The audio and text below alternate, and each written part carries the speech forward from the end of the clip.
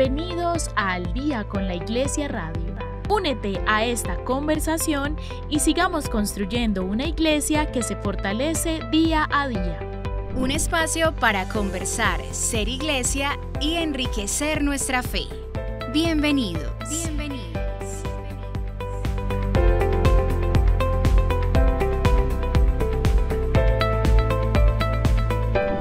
Un saludo para todos nuestros oyentes. Comenzamos una vez más este programa de Al Día con la Iglesia Radio, este espacio que nos encanta, que nos enriquece, que nos permite sentarnos a la mesa con personas que nos traen cosas muy importantes para seguir creciendo nuestra fe y seguir fortaleciéndonos como iglesia.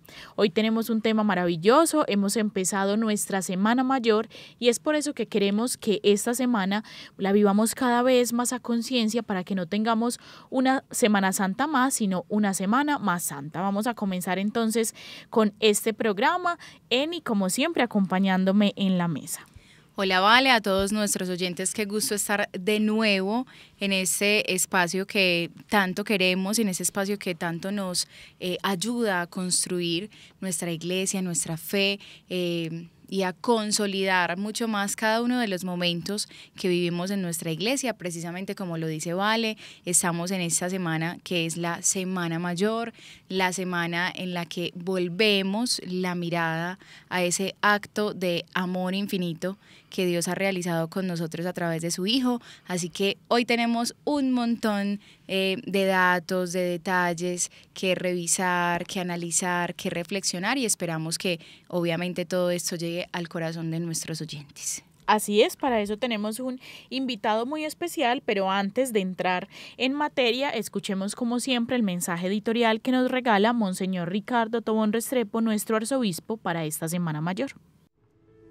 Para esta edición editorial, Monseñor Ricardo Tobón Restrepo escribió: Renovación de las promesas sacerdotales. Una de las más significativas y sugestivas celebraciones que se realizan en el año litúrgico es la Misa Crismal, que antes de la Pascua celebra el obispo unido a su presbiterio y acompañado por toda la comunidad diocesana.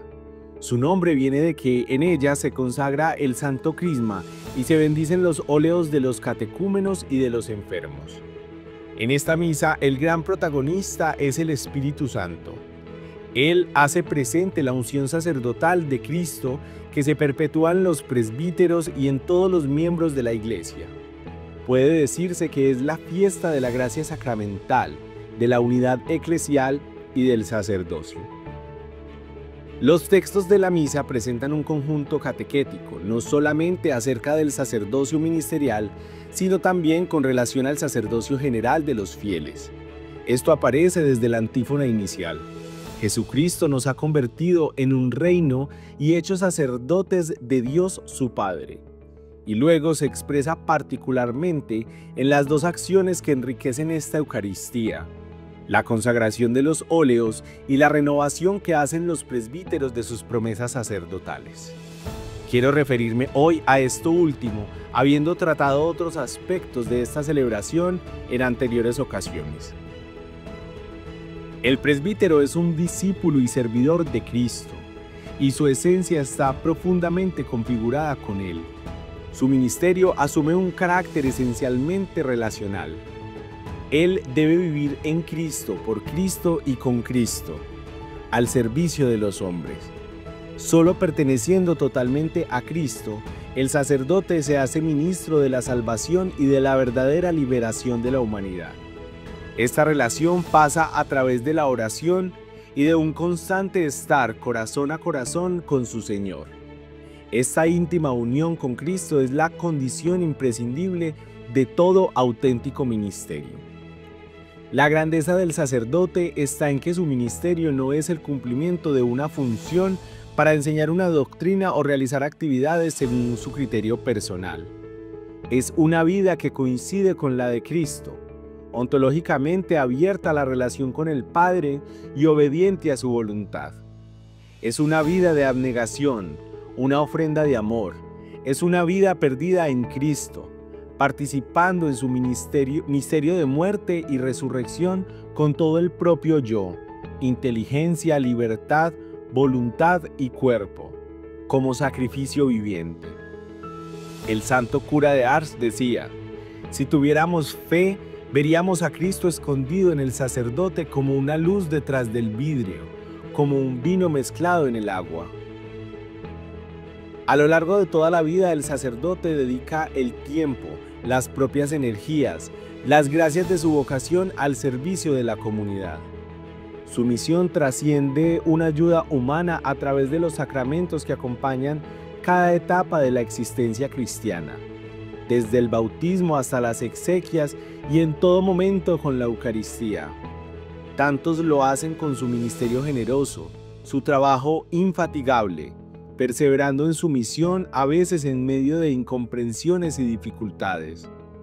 Hay sin embargo situaciones que nunca se acaban de lamentar, en las que la Iglesia sufre por la infidelidad de algunos de sus ministros que causan dolor y escándalo.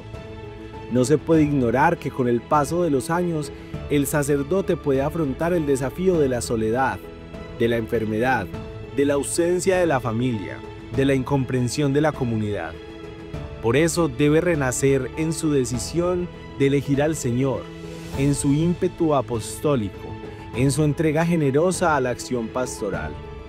Es entonces hermoso y necesario renovar las promesas sacerdotales, diciendo: no me he equivocado al percibir que Dios me llamaba, no he perdido la vida al entregarla a la comunidad. De esta decisión y de este vigor que se expresan en la misa crismal dependen la eficacia del ministerio, y esto va en bien del sacerdote y de todo el pueblo de Dios. En un mundo en el que la visión de la vida cada vez tiene menos presente lo sagrado y en su puesto se pone lo funcional y lo económico, la renovación de las promesas ayuda a cuidar la vocación y la misión del sacerdote. El santo cura de Ars se lamentaba: ¿cómo hay que compadecer un sacerdote cuando celebra la misa como un acto ordinario? ¿Cómo es de desgraciado un sacerdote sin vida interior? La misa crismal nos permite a todos los sacerdotes y fieles descubrir y reforzar la conciencia del extraordinario e indispensable don de gracia que el ministerio ordenado representa para quien lo ha recibido, para la Iglesia entera y para todo el mundo, que sin Cristo está en tinieblas de muerte. Escribió Monseñor Ricardo Tobón Restrepo, arzobispo de Medellín. Así es, para abordar este tema tenemos un invitado muy especial. Queremos empezar este programa hablando sobre Semana Santa, qué pasa, qué ocurre en las fiestas, una semana llena de signos, una semana que nos permite conectarnos con nuestra iglesia, ser iglesia. Acabamos de pasar la misa crismal, así que maravilloso poder conversar sobre eso. Vamos entonces a invitar al padre Juan Guillermo López. El padre es párroco de la Maternidad Divina. Ahí nos habló antes de presentarlo. Él es docente también y nos acompañará hoy a hablar un poquito sobre estos elementos litúrgicos. Padre, bienvenido. Muchísimas gracias a todo el equipo de comunicaciones de la Arquidiócesis por esta cordial invitación. Bueno, qué rico que empecemos entonces a conversar sobre este tema. Partamos del acontecimiento que acabamos de vivir, padre, que es el Domingo de Ramos, un domingo que es un poquito como raro, es un poco agridulce. Entramos triunfantes al templo, vemos entrar a Jesús, alzamos nuestras palmas, bueno, somos muy felices, pero leemos la pasión. Empecemos a abordar un poco ese tema. Claro que sí. Litúrgicamente el nombre de este día es Domingo de Ramos en la Pasión del Señor, porque se tiene estas dos vertientes. Como bien lo acabas de describir, en el domingo se hace la conmemoración de la entrada triunfante de Jesús en Jerusalén. Esto precisamente desde las tradiciones antiguas de la iglesia propiamente de Jerusalén, donde se hacía esa misma conmemoración, haciendo eco de lo que traen los evangelios. con la aclamación del Salmo 117, bendito el que viene en nombre del Señor, sálvanos, Señor Dios del universo, que es lo que quiere decir Hosana en el cielo, y cómo se aclama a Cristo como Rey. Se hace la conmemoración de la entrada triunfante de Jesús en Jerusalén, y al llegar a la Eucaristía, siguiendo la tradición más de Roma, de la Iglesia romana en la antigüedad, no se hacía tanto la entrada de Jesús en Jerusalén, sino que se tiene la meditación de la pasión del Señor. Se fijan los ojos delante del misterio que se va a realizar durante estos días santos y que serán el centro de nuestra reflexión, mirar al crucificado que allí, muerto en la cruz, vence el poder del pecado, que ya sabemos que no va a quedar resucitado, no va a quedar crucificado, sino que por su resurrección va a vencer también el poder de la muerte. Es como una manera, siento yo, Padre, de empezar la semana fijándonos en lo que realmente, digamos, debemos fijarnos, que es la reflexión justamente de esa pasión, de esa entrega total de Jesús por nosotros, por amor, y que durante toda la semana tengamos como en clave, o la vivamos en clave de ese momento que vamos a reflexionar al final de la semana. Creo yo que es como la forma más fácil de entender, porque bien lo decía Vale, es bien confuso sentirnos muy alegres y luego meditar sobre la pasión, pero me parece que es como en clave de eso, justamente de tener claro hacia dónde vamos en el transcurso como de todos los signos que viviremos durante la semana. Claro que sí, es que todavía no se ha terminado la Cuaresma, eso también lo tenemos que mantener como telón de fondo. Es el tiempo en el cual la Cuaresma va llegando a su plenitud, a su cumbre. Cuando leemos los pasajes de la Pasión del Señor en cada uno de los ciclos, este año 2025, el ciclo C, correspondiente al Evangelio de San Lucas, comenzamos la lectura de la Pasión no en el juicio del Señor, sino que se comienza desde la última cena, desde los relatos que el Evangelio de Lucas nos trae desde la última cena, donde Jesús entrega el pan y el vino como la entrega de su cuerpo y de su sangre, que será derramada por la salvación de los hombres. Y se continuará con ese camino hasta la cruz de Jesús, donde Él va a entregar, precisamente es el Evangelio de San Lucas el que nos trae, Padre, te encomiendo mi espíritu, haciendo eco del Salmo 30. Pues bien, esto es lo que nos abre las puertas hacia la celebración del misterio que vamos a tener, que es el centro de nuestra fe, la pasión y muerte del Señor, que nos conducirá luego, en la noche santa de la vigilia, a la resurrección. Me parece entonces que de esa manera pues entramos como en la tónica de esta semana, que es una semana muy importante para nosotros los creyentes, y aquí en Colombia pues no podemos asumir que en todos los países es igual. Acá todavía le debemos respeto a esta semana, ya sea para quienes creemos y lo hacemos pues como de manera practicante. Pero yo quisiera saber, Padre, ¿hace cuánto tiempo se celebra esta semana? ¿Cómo se celebra más o menos? ¿Cuál es el origen de esta semana como la conocemos? Porque entiendo que ha sido como una evolución del tiempo.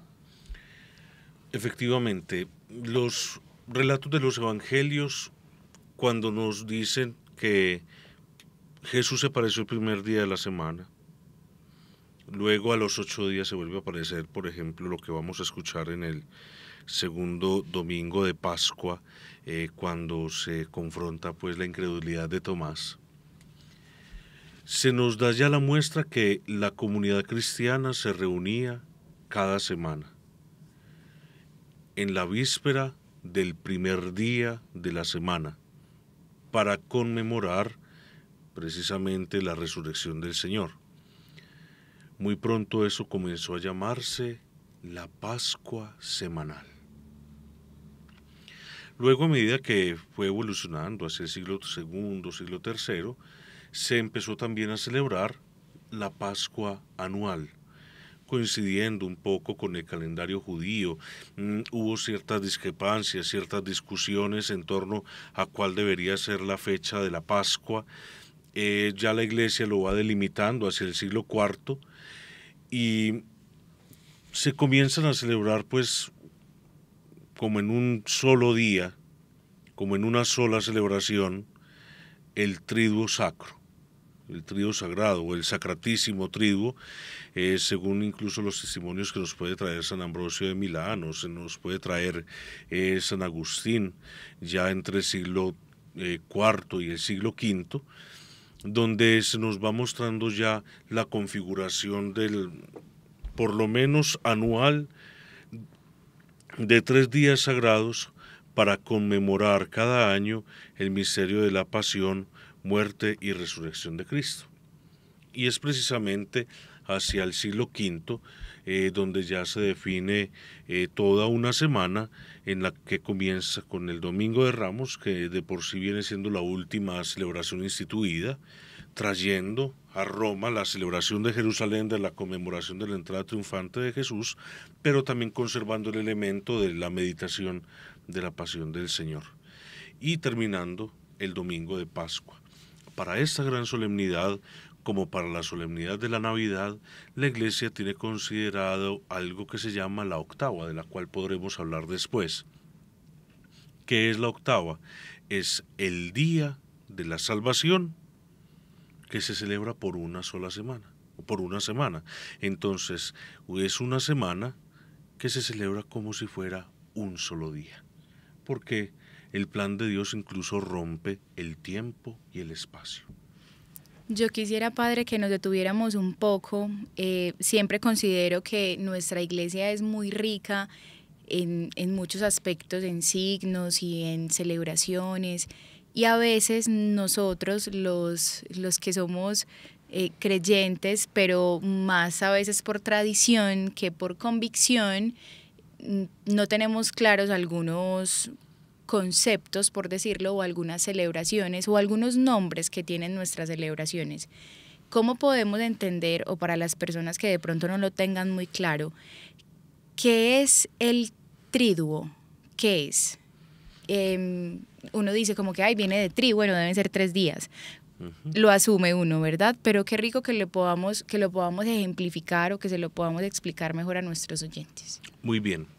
Ya les dije hace un momento que aún el Domingo de Ramos no ha terminado la Cuaresma. ¿Cuándo termina la Cuaresma? La Cuaresma no termina el Jueves Santo por la mañana.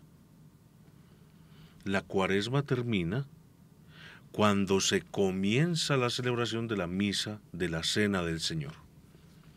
Y allí se corta el tiempo de la Cuaresma, se termina el tiempo de la Cuaresma y se hace como una sola celebración los misterios de la pasión, muerte y resurrección de Cristo.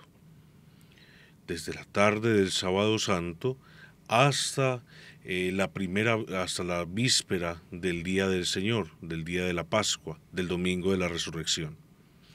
Son entonces esos 3 días sagrados en los cuales la Iglesia se va a concentrar precisamente, incluso la liturgia nos conduce a ello, a celebrar el misterio de la pasión, la muerte y la resurrección de Cristo. 3 días, pues así es como lo prometió el Señor, que a los 3 días resucitaría después de su pasión, en los cuales celebramos como en una sola experiencia litúrgica todo este misterio, que es el misterio central de nuestra fe. De ahí podríamos entender que después de las acciones litúrgicas nos retiramos en silencio. No hay bendición final, sino hasta el final de la vigilia pascual, hasta cuando se concluye la vigilia pascual, porque quedan como abiertas las celebraciones para esa vivencia continua de estos 3 misterios, la pasión, la muerte y la resurrección, que normalmente celebramos en cada Eucaristía, pero que aquí se hace de una manera solemne y pausada, para hacernos conscientes de todo el misterio que Cristo ha venido a traernos con su salvación, de esta salvación que nos viene a traer y que se actualiza, que se vive en el aquí y en el ahora de la iglesia. Me parece que como que cobran sentido muchas cosas, porque obviamente en nuestras comunidades parroquiales vemos todos estos signos, lo entendemos. De hecho, en muchas ocasiones aparece la pregunta de por qué nos vamos sin bendición, y entonces cómo va a ser, o incluso personas que fallecen el Viernes Santo que les toca esperar hasta después de la Pascua, que son cosas como que a veces son difíciles de entender. Pues cobra sentido el hecho de saber que es una misma celebración que se va extendiendo en diferentes signos valiosos en esos días. Padre, yo solo quisiera devolverme un momentico al lunes, martes y miércoles, que son importantes en nuestra semana, para muchos de vacaciones, para otros de trabajo en el que tienen que sacar lo que harían en una semana, pero para nosotros los cristianos tienen una oportunidad también muy valiosa que yo he notado desde mi ignorancia más pedagógica, como en el que nos adentramos en el misterio, lo conocemos, pero esos días que creo que se entendían como de feria, cómo se entienden, que cómo debemos vivirlo como cristianos ya de cara al triduo, que son literalmente antes. Sí, son las ferias privilegiadas de la Cuaresma, son el punto máximo precisamente de esta preparación hacia el misterio pascual de Cristo. Está mediado por la misma liturgia de la palabra, con los cánticos del siervo sufriente, donde se nos muestra a Jesús que es que obediente a la voluntad de Dios es como ese cordero llevado al matadero.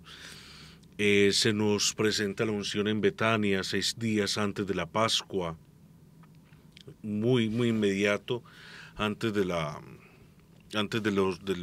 acontecimiento de la pasión, muerte y resurrección, donde María unge a Jesús con ese precioso perfume de nardo que llenó toda la casa, y donde ya Jesús está haciendo incluso el anuncio de la resurrección.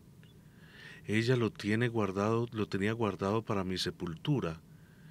Pero si nos vamos a ir a los detalles de los evangelios, cuando las mujeres van el primer día de la semana para ungir el cuerpo del Señor, ya no lo encuentran, porque ya resucitó. Claro. Es una unción anticipada que va a hablar de que efectivamente Él va a compartir la muerte con nosotros, pero que no va a quedar muerto. No va a quedar muerto. Ya ahí implícitamente el Evangelio está haciendo un anuncio claro de lo que será el misterio de la resurrección de Jesús. Y bueno, la contrariedad de Judas Iscariote, que con una visión materialista dice, pero ¿por qué no vendió esto y se lo hubiera dado a los pobres? Pues bien, Jesús les dice cómo a los pobres los tendrán para siempre, pero ella lo quería hacer precisamente como testimonio de esa unción que anticiparía su muerte. Cómo Judas vende al maestro, por un lado, un discipulado fallido, y también el anuncio que hace Jesús en la última cena. Se adelanta un poco el contexto. Jesús adelanta a Pedro que él lo negará, cuando sea confrontado. Judas Iscariote, un discipulado fallido. Pedro, un discipulado que cae en el error, pero que tendrá la oportunidad de reivindicarse. Entonces tenemos pues como esa preparación inmediata a la pasión del Señor, como con estos 3 episodios. Me parece importante que hagamos, Vale bien lo hizo justamente, como entender que toda la semana es de importancia, porque a veces pasamos de largo el lunes, el martes, el miércoles. De hecho a veces lo percibimos, o yo recuerdo, en este momento me veo de pequeña mirando la programación de Semana Santa, y veía que el lunes, martes y miércoles como que no había nada que hacer. Pues yo lo decía así siendo muy pequeña, como sí, claro, que no hay nada que hacer estos días. Las festividades o las celebraciones grandes son a partir del jueves, lo decía de esa manera. Y ahorita que un poco ya más conscientes del valor justamente que tienen cada uno de estos días y de la catequesis que se va realizando justamente y que preparan las parroquias para que vivamos estos días santos, pues tiene mucho sentido que vayamos preparando el corazón justo para esa celebración que se inicia el jueves, como bien lo explicó el Padre, esa celebración litúrgica que se extiende hasta la Pascua, y que qué bonito que podamos entender un poco más conscientes estos días también de preparación y que participemos de ellos de igual manera en cada una de nuestras parroquias.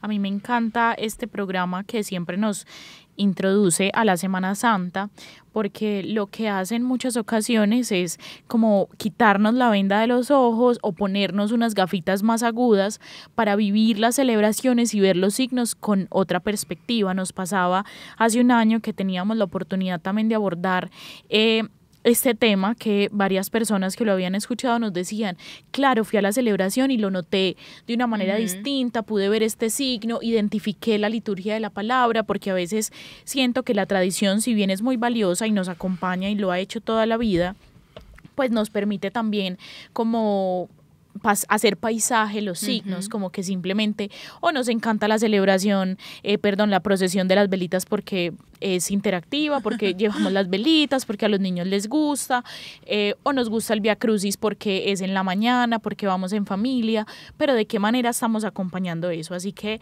quiero, Padre, que nos adentremos un poquito en este misterio del triduo y comencemos entonces por ese Jueves Santo, por esos signos que acompañan esta celebración, que son tan valiosos, que nos hablan de ese Jesús que sirve la mesa, que está, que lava los pies. Bueno, abordemos un poco estos signos para que entendamos y cada vez que nos acerquemos a estas celebraciones, pues tengamos un nivel de conciencia que nos lleve a identificar la verdadera razón.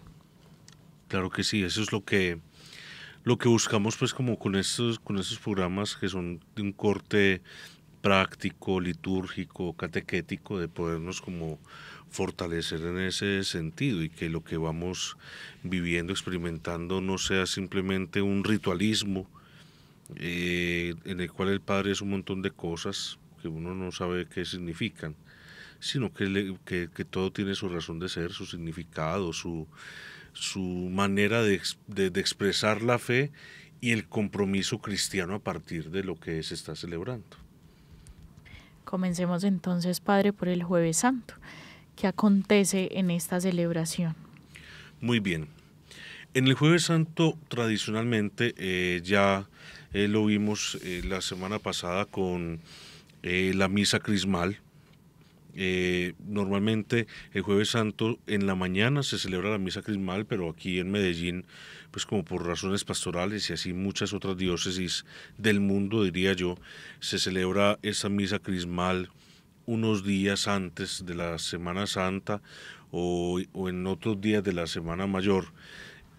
Por la practicidad pastoral, la facilidad o la dificultad de desplazamiento de los sacerdotes para poder estar en esta misa, que es la misa del Sacramento de la Unidad Diocesana, donde se nos recuerda el Jueves Santo la institución del sacerdocio, del ministerio sacerdotal, y que es dado en primer lugar a los apóstoles, donde el obispo es sucesor de los apóstoles, y allí en la misa crismal resplandece como ese sacerdocio, sumo sacerdocio que poseen los obispos, rodeado de su presbiterio, de los diáconos y del pueblo que ha sido pues congregado en torno a él.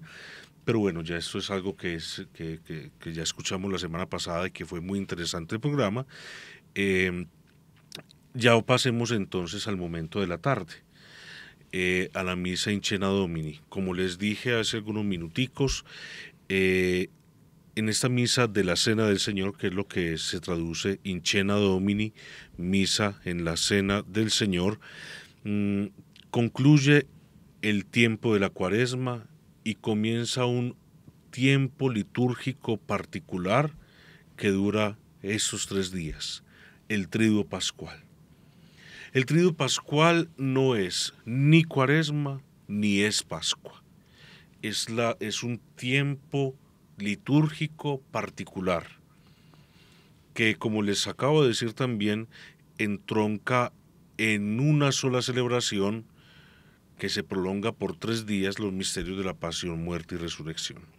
Pues bien, comenzamos entonces el Jueves Santo, el recuerdo de la Cena del Señor, con algunos signos que son muy, muy importantes. Primero, en la liturgia de la palabra se nos trae la lectura del Éxodo, donde el pueblo de Israel prepara el Cordero Pascual. El pueblo de Israel se prepara para comer la Pascua, porque será el Señor quien pasará y liberará al pueblo de Israel de la muerte, pero luego también les traerá la liberación de la esclavitud, y por eso ellos están llamados a comer la Pascua ágilmente, porque después del paso del Señor, ellos tendrán que ir a dar el paso de la esclavitud a la libertad. El Salmo 115, que es hermoso, el cáliz de la bendición es comunión con la sangre del Señor, la respuesta traída de la primera carta a los Corintios, se nos habla de esa acción de gracias por la cual el salmista está dispuesto a ofrecer su vida como un sacrificio de alabanza a Dios, y el signo de ello es ese cáliz de la bendición. Precisamente en la última cena Jesús va a tomar el cáliz y lo va a bendecir, y va a decir: este cáliz es la nueva alianza sellada con mi sangre, como nos traerá en la segunda lectura el testimonio de la primera carta a los Corintios. Es interesante ese detalle. La institución de la Eucaristía la vamos a tener no de los Evangelios, sino de la primera carta a los Corintios en el capítulo 11. Por 2 razones particulares. La primera, se las doy ya, es que pareciera que al ser escrita la primera carta a los Corintios hacia el año 54, 56 después de Cristo, 20 años después aproximadamente de los episodios de la pasión, muerte y resurrección de Cristo, y siendo que los evangelios se pudieron haber escrito alrededor del año 70 después de Cristo, este es el primer testimonio de la última cena y de la institución de la Eucaristía que aparece por escrito para las comunidades cristianas. Es el testimonio más antiguo de la institución de la Eucaristía que tenemos, el de la carta a los Corintios. Es más antiguo, una ventaja de unos 15, 20 años con referencia a los evangelios. Y en segundo lugar, porque en el evangelio nos vamos a centrar en el signo que Jesús realizó en la última cena, que es el lavatorio de los pies, donde se nos recuerda entonces que los discípulos, al participar de ese mismo pan, de ese mismo cáliz, también tienen que asumir las actitudes del Maestro, como lo es la de servir a los hermanos. Ustedes me llaman el Maestro y Señor, y tienen razón, pues lo soy. Si yo, que soy el Maestro, me he puesto a lavarle los pies a ustedes, es para que ustedes también aprendan a lavarse los pies los unos a los otros. Ese signo del lavatorio de los pies solo lo realizaban los servidores, o mejor dicho, los esclavos. Y esto va en consonancia con lo que Jesús ha dicho también en los evangelios sinópticos, Mateo, Marcos y Lucas. El que quiera ser el primero, que se haga el último, y el servidor, o mejor dicho, el esclavo de todos. Entonces ahí se nos presenta esa misa de la Cena del Señor, no solo como esta acción de gracias en la cual el Cordero Pascual anuncia la entrega de Cristo, esa entrega que Él va a realizar en la última cena a sus discípulos con una realidad que se va a dar luego, se va a cumplir en la cruz, sino que también la comunión con el Señor llevará a los discípulos a servirse los unos a los otros. Y es precisamente en la última cena, en un gran discurso que traerá también el Evangelio de San Juan, en el que se nos dará el mandato supremo del amor.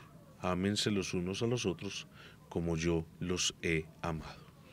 Se me hace muy bello pensar que estos últimos episodios de la vida de Jesús nos muestran una coherencia absoluta con su vida. Lo que acabas de decir, Padre, como lo que dijo y plantó en los evangelios, que pues que ya son para nosotros como asumimos esas palabras de Jesús, pues fue puesto en acción, en obras muy concretas, y se me hace muy lindo porque cada vez que actualizamos este misterio y nos encontramos con esta muestra tan reveladora de un Dios que ama, que sostiene, pero que también sirve a través como de la figura de Jesús, no sé, como que me entra un consuelo bonito, como que se hace abrazador.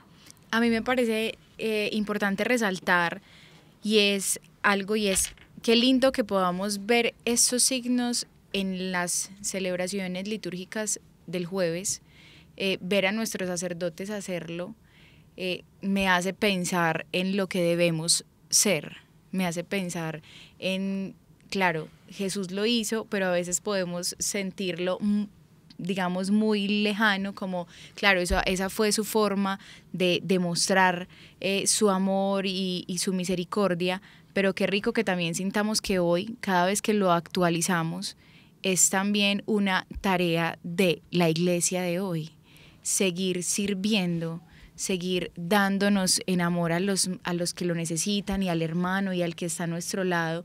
Es una manera como de ejemplificar y recordar en nuestro interior a lo que estamos llamados.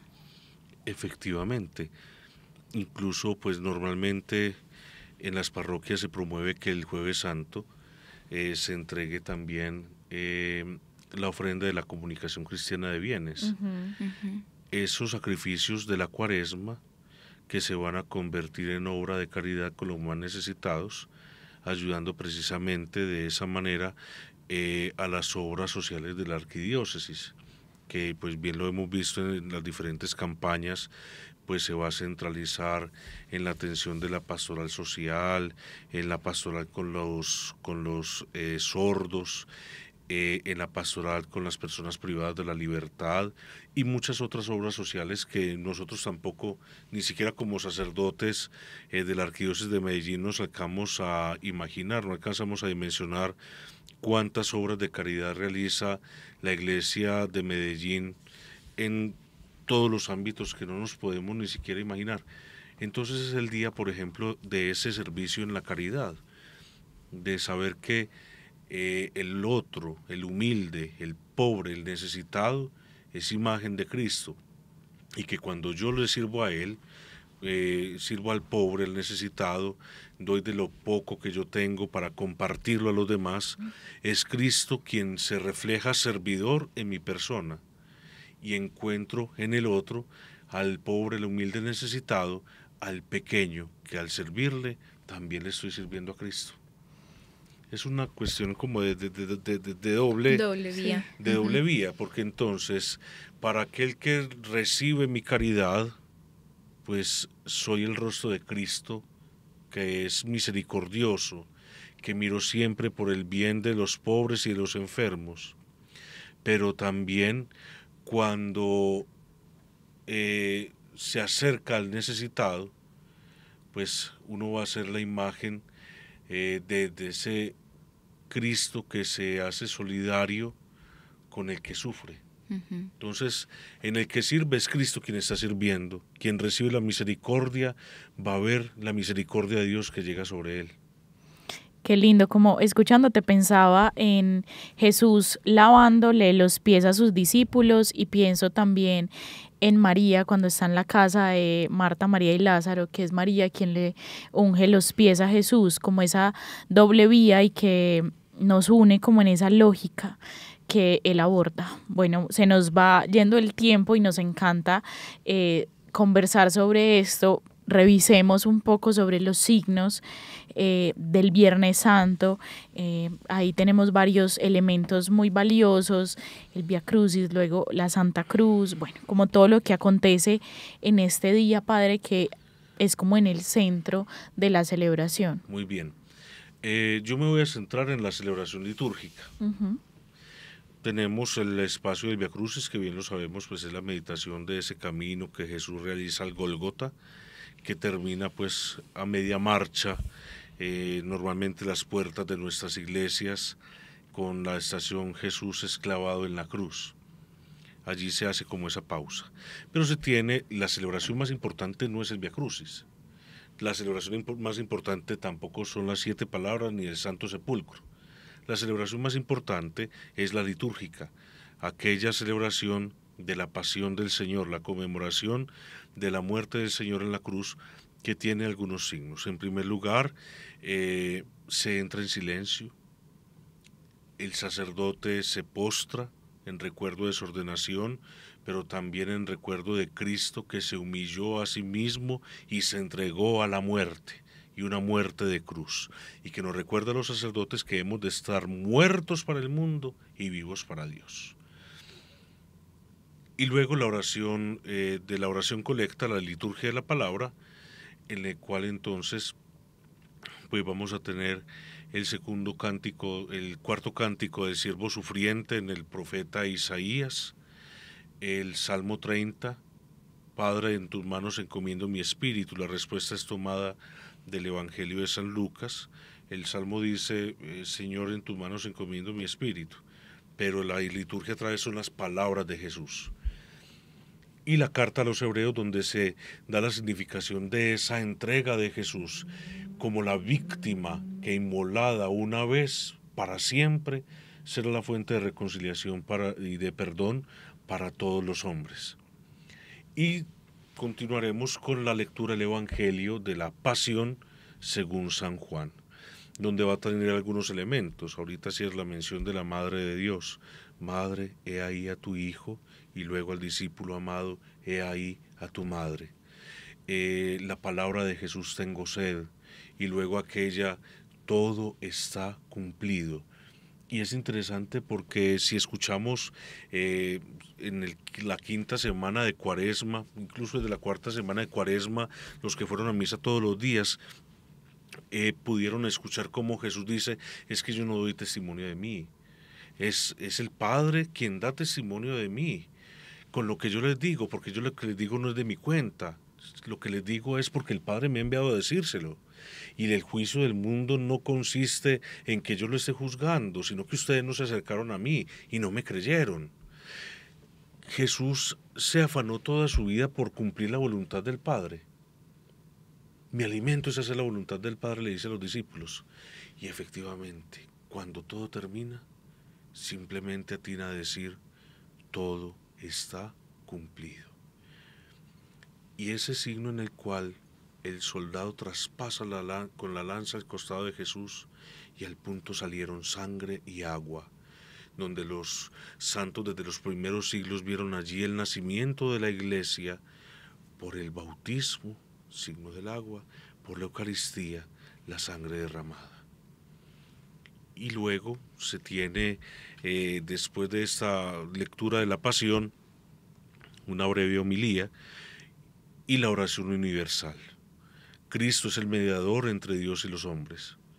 Y por eso, ya que Cristo murió por nosotros, por nuestra salvación, la Iglesia levanta su voz al Padre para que esta muerte del Señor alcance esa intercesión por las necesidades de la Iglesia, de los cristianos, por las necesidades o por las intenciones de los que van en camino hacia el bautismo, para que el Señor mire al pueblo judío, a los pueblos que no creen en Cristo, a las personas que no creen en Dios, a aquellos que pasan por diversas dificultades, para que sea precisamente el sacrificio de Cristo en la cruz el que traiga para todos fuerza, esperanza y salvación.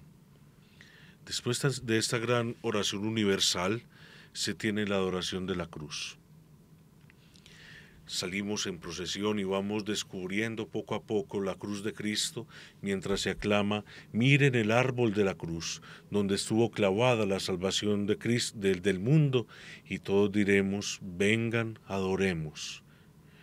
Y nos postraremos ante Él y le haremos nuestra reverencia y le diremos nuestro amor, o como lo dice hermosamente uno de los himnos de la liturgia de las horas, dame, Señor, esas lágrimas y toma mis pecados.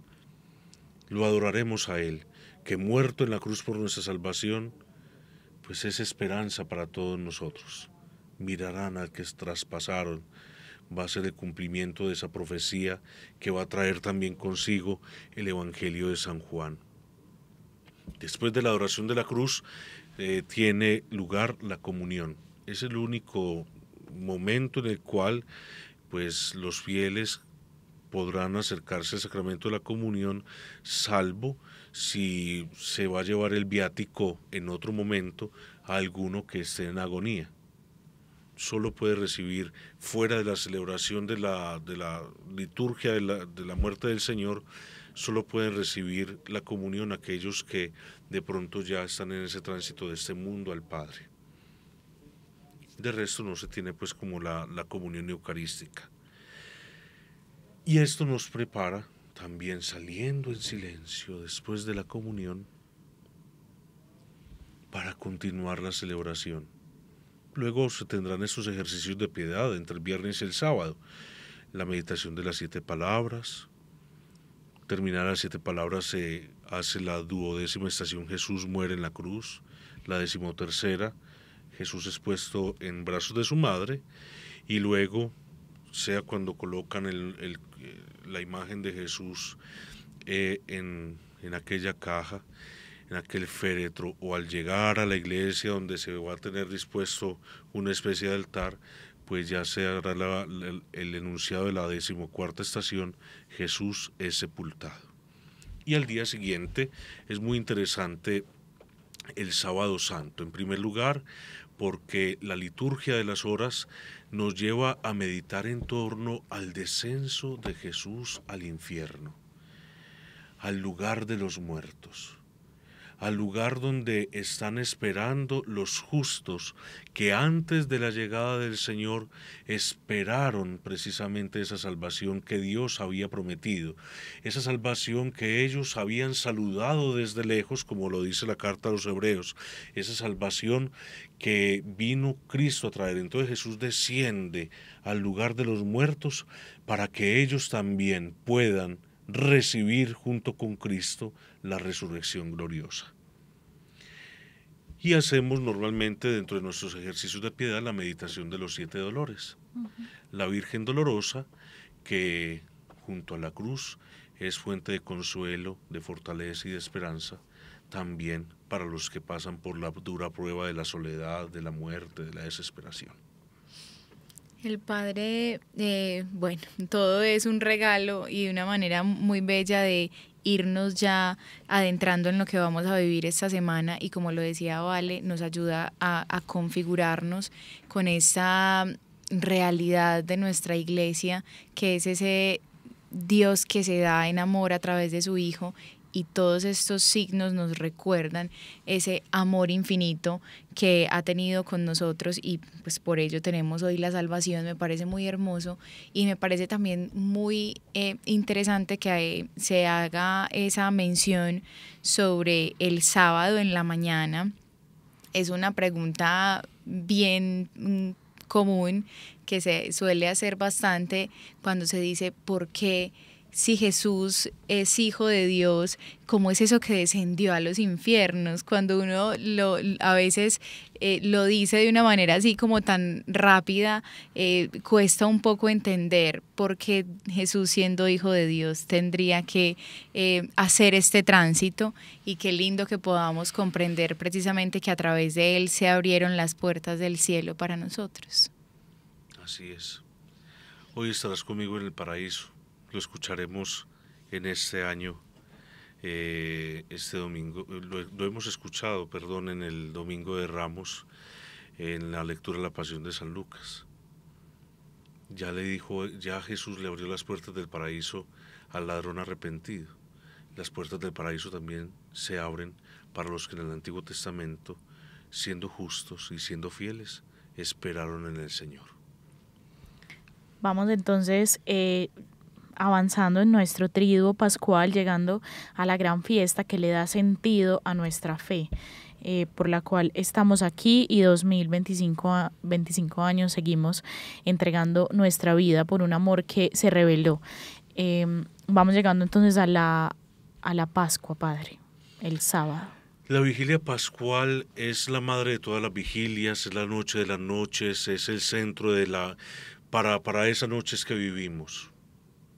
Para esas noches que vivimos, para esas noches que nosotros somos cristianos.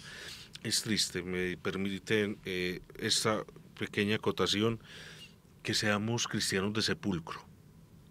Vamos al Via Crucis, vamos a las 7 palabras, vamos a la procesión del Santo Sepulcro, pero no vamos a la vigilia pascual. Muchos cristianos se quedan muertos.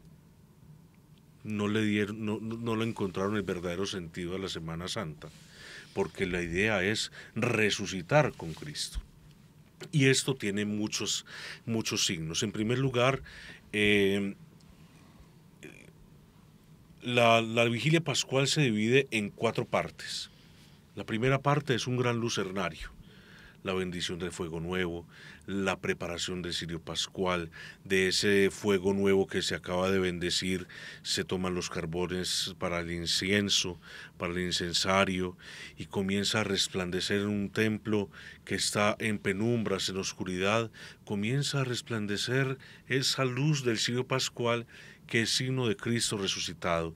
Ya allí, en el signo del cirio pascual, tenemos la presencia del Señor resucitado, que viene a aclarar todas las oscuridades y a inundar de su luz a toda la asamblea.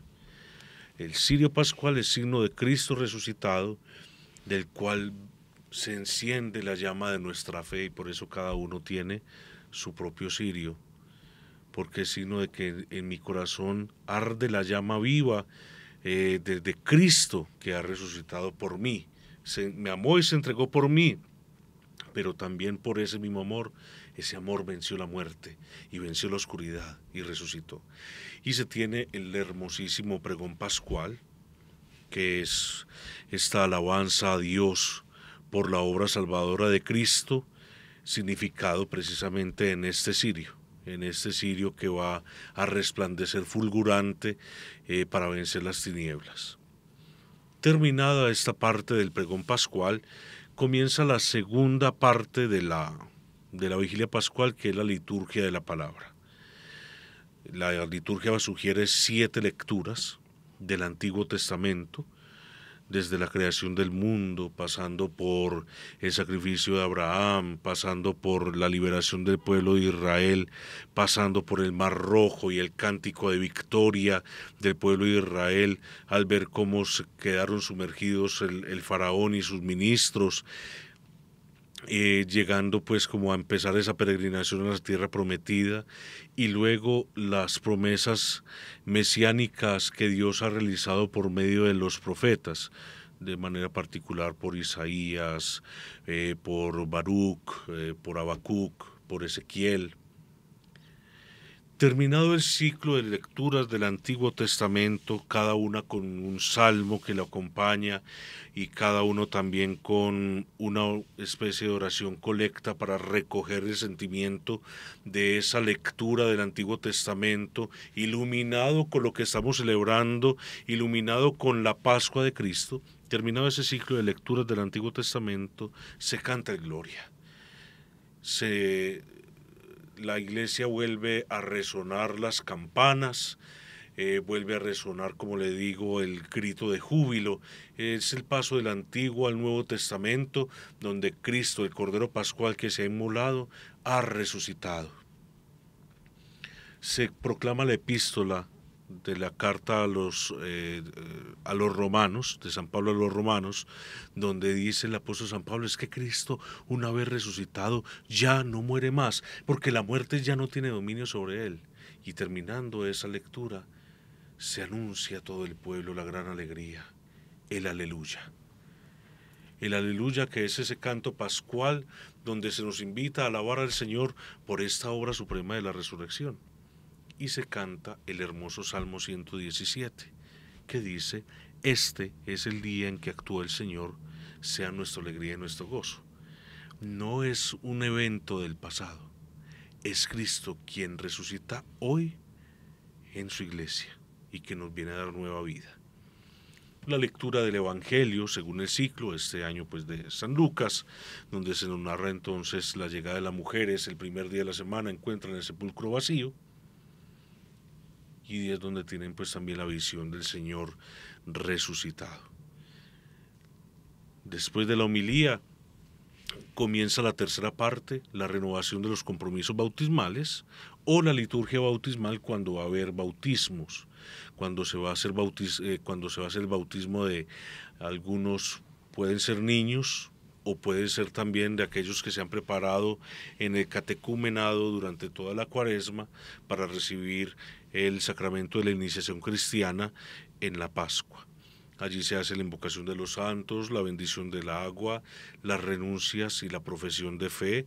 Se tiene el bautismo de los que se han preparado, o si no hay bautismos, o después del bautismo, se tiene la aspersión también de todo el pueblo santo, en recuerdo del mismo bautismo, y se pasa a la liturgia eucarística, donde ya se supone o se pide que sea pan nuevo, que sean hostias nuevas, que ojalá sea pues como que toda la comunión sea consagrada en esta celebración, y que se atienda también por parte de los cristianos esta recomendación que hace parte de los mandamientos de la Iglesia, comulgar cada año por lo menos por la Pascua del Señor, porque es la fiesta central, porque es lo que le da sentido a nuestra vida. Y ya luego se termina todo este ciclo del triduo pascual, se concluye con la bendición solemne y con los cantos de la aleluya, y encomendándose también a María, a quien vimos revestida de dolor pero también de esperanza, como la madre de la alegría, como la madre de la Pascua. Definitivamente tiene sentido toda nuestra fe por este momento tan importante, porque nos constituye como cristianos, porque nosotros somos creyentes de la resurrección, no nos quedamos en la muerte y en el sepulcro, y esa conciencia nos hará vivir esta Semana Santa con el corazón abierto y dispuesto. Padre, gracias, qué rico es entender nuestros ritos, qué delicia es poder enfrentarnos a vivir una nueva Semana Santa con todo el amor, pero también con toda la disposición y el conocimiento que requiere para hacerlo muchísimo más consciente y entender todo lo que acontece ahí. Muy bien, deseándoles de verdad, Jen y Valentina, una muy buena Pascua, también a todos los oyentes que al estar imbuidos, inmersos, sumergidos en el misterio de la pasión, muerte y resurrección de Cristo, también sintamos nuestra Pascua personal, como nosotros somos llamados de la muerte a la vida en Dios. Muchas gracias, Padre, a todos los que nos han estado escuchando en este especial programa. Gracias por llegar hasta acá. Si se perdieron algo, recuerden que pueden escucharlo de nuevo a través de nuestro canal de YouTube. Ahí nos van a encontrar, este episodio especial por si quieren hacer hincapié en alguno de estos hermosos momentos y recordar lo hermoso que es vivir con sentido y conscientes esta especial semana, nuestra Semana Mayor, que ya empezamos a vivir. Qué rico que nos hayan acompañado. Nos despedimos. Valentina Vélez, Eni Ramírez quien les habla. Les deseamos a todos unas felices Pascuas y nos volveremos a encontrar.